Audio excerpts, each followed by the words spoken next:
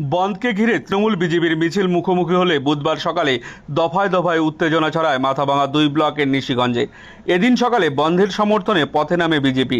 অপরদিকে বন্ধের বিরোধিতায় সকাল থেকে প্রচুর তৃণমূল কর্মী দলীয় কার্যালয়ে জমা হতে থাকে।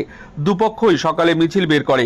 নিশিগঞ্জ বাজারে বিজেপি ও তৃণমূল সমর্থকরা মিছিল নিয়ে মুখোমুখি হলে একে অপরের দিকে তেড়ে যায়। নিশিগঞ্জ ফাঁড়ির ওসি সৌগত দাসের নেতৃত্বে প্রচুর পুলিশ বাহিনী সকাল থেকে মোতায়েন ছিল।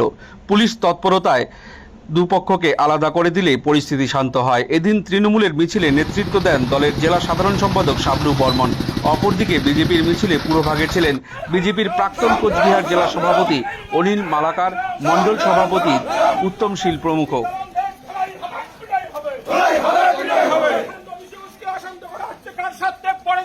জবাব